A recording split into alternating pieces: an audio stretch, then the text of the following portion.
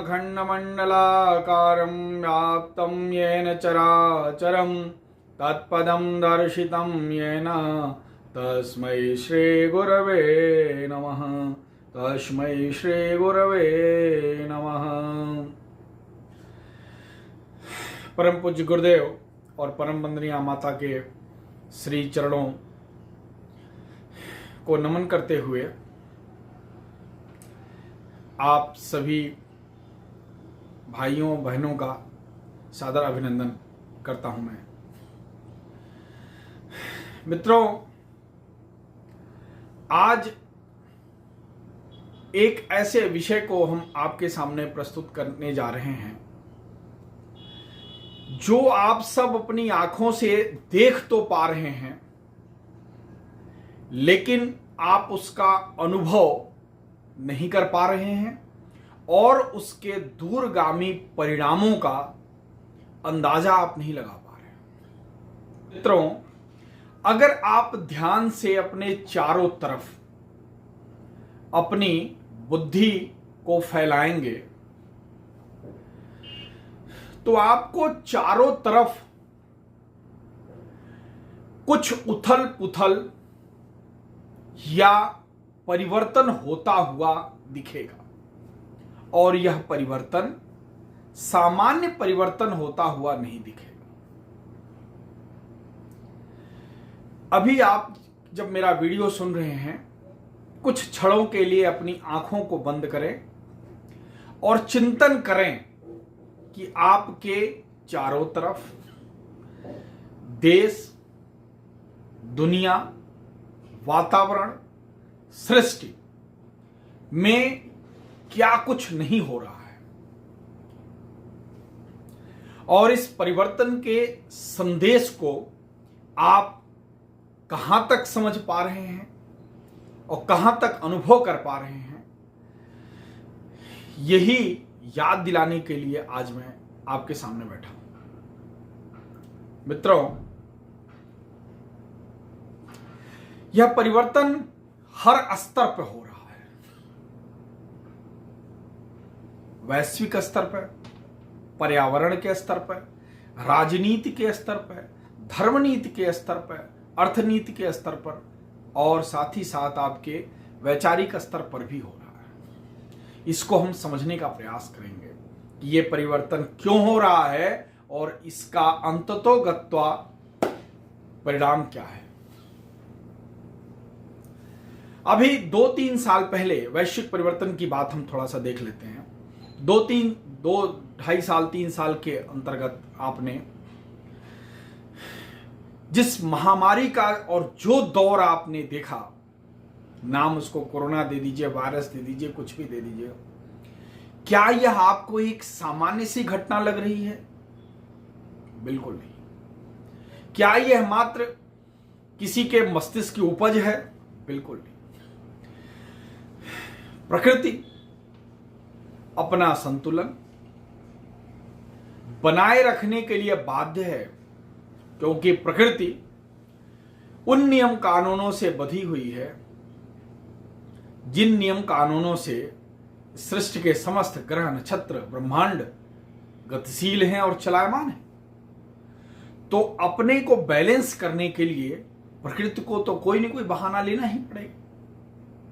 ये वायरस चाहे जहां से भी आया हो, चाहे जिस रूप में भी आया हो, अंततोगत्वा लाखों, हजारों लाखों जानें चली गई, जो पिछले 100-150 साल में नहीं हुआ था। इस परिवर्तन के झटके को उन परिवारों से पूछिए जिनका कोई अपना गया हो। श्मशान घाट पर अपने नियर एंड डियर्स की डेड बॉडीज को भी टच नहीं करने पाए लोग। क्या यह सामान्य घटना थी? कोरोना काल के उस दौर में मंदिरों में भगवान का पूजा पाठ भी बंद हो गया। क्या यह सामान्य घटना थी? आपने कभी ऐसा सोचा होगा कि मंदिर में आना जाना भी बंद हो जाएगा? क्या यह सामान्य घटना थी? मित्रों, नहीं। आज मैं वही समझाना चाह रहा हूं कि यह सामान्य घटना नहीं है। पिछले 1.5 साल से विश्व का एक बहुत बड़ा देश एक दूसरे छोटे देश से लड़ाई कर रहा है और उसको जीत नहीं पा रहा है। कितनी जानें चली गई इसमें, कितने धन का नुकसान हुआ, अभी तक कोई अंदाजा नहीं है। फिर भी युद्ध बंद नहीं हुआ। क्या एक सामान्य घटना है? 1.5 साल तक विश्व के 2 देशों में युद्ध चल रहा हो, और यही नहीं, पूरा विश्व 2 भागों में विभाजित होने के कगार पर हो, 2 पार्ट्स में। क्या ये किसी नए विश्व युद्ध की आहट तो नहीं है? क्या जो मैं देख पा रहा हूं वो आप समझ पा रहे हैं? अब आइए पर्यावरण की चर्चा करते हैं। वातावरण में आज अप्रैल के महीने में, पिछले महीने बारिश हुई, पूरी ऋतुचर्या डिस्टर्ब हो चुकी है। ठंड के समय में अलग परिवर्तन, गर्मी के समय में अलग परिवर्तन, बरसात का समय कभी आगे कभी पीछे। यही नहीं, ये तो अपने देश की बात है। अगर आप इंटरनेशनल न्यूज को फॉलो करते हैं तो विश्व के कई देशों में कहीं बाढ़ आ रही है, कहीं हैवी स्नोफॉल हो रहा है। वैज्ञानिक भी इस बात को मानते हैं कि पर्यावरण असंतुलन जो है वह घातक स्थिति की तरफ जा रहा है। भूकंपों की श्रृंखला चली लगातार, और वैज्ञानिकों का मानना है कि ऐसे भूकंप और भी आएंगे। क्या यह किसी बड़े परिवर्तन का संकेत नहीं है? अब आइए राजनीति की बात करते हैं। राजनीतिक स्तर पर अपने देश से आप प्रारंभ करें, किस तरह से बदलाव हुए। एक छोटी सी शुरुआत से की हुई पार्टी राष्ट्रीय पार्टी बन जाती है, और एक राष्ट्रीय पार्टी लगभग क्षेत्रीय पार्टी होने के कगार पर पहुंच जाती है। राजनीति में जिन लोगों ने राजनीति का कीचड़ साफ करने का संकल्प लेकर के पदार्पण किया, आज वही उन्हीं कीचड़ के दलदल में फंसते नजर आ रहे हैं। सीबीआई और ईडी जैसे संस्थाएं नित्य प्रति किसी न किसी बड़े घोटाले का पर्दाफाश कर रही हैं। तो क्या ये एक परिवर्तन का संकेत नहीं है? एक सफाई का संकेत नहीं है?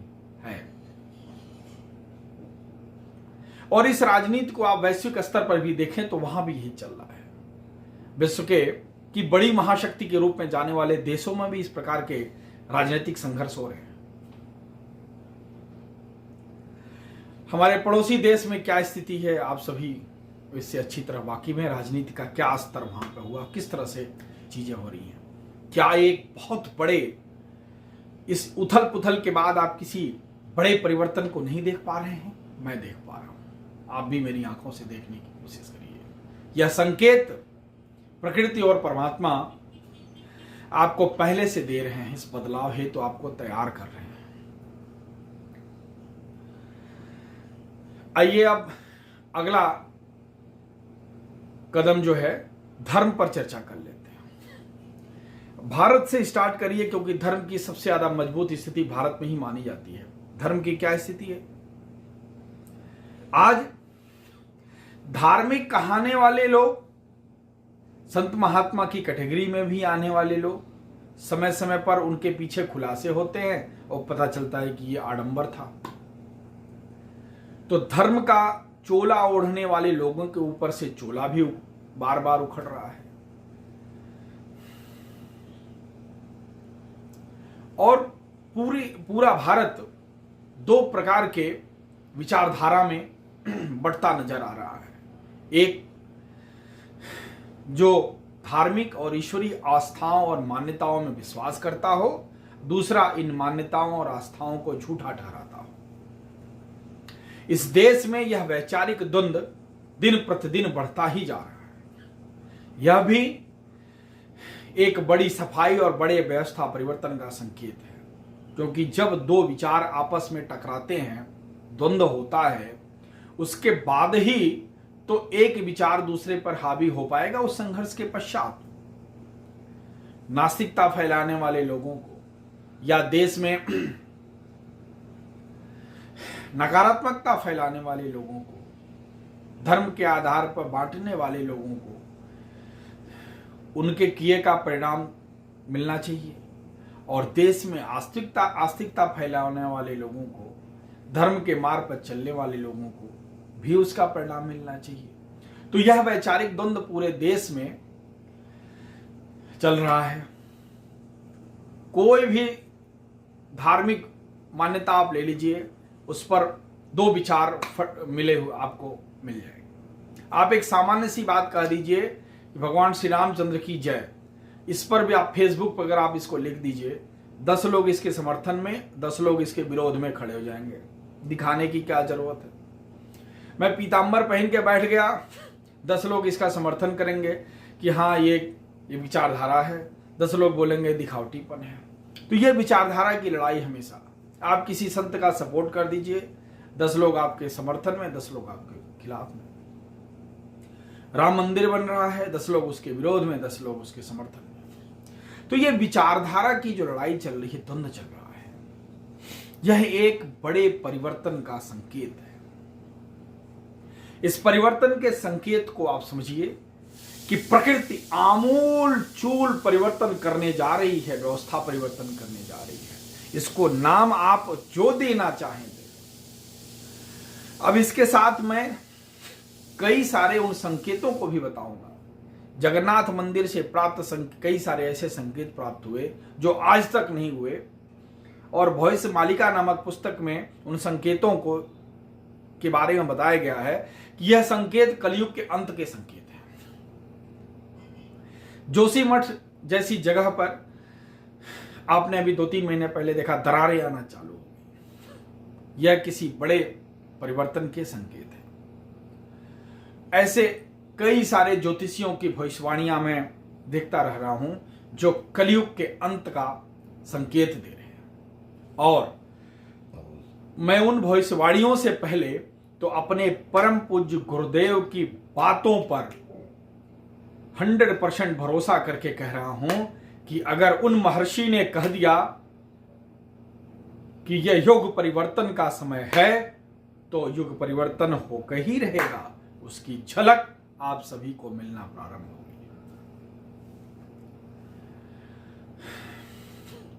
और अगर यह विश्व किसी तरह तृतीय विश्व युद्ध के चपेट में आ गया, तो वह समय दूर नहीं कि आप इस युग परिवर्तन की झलक को न देख पाए।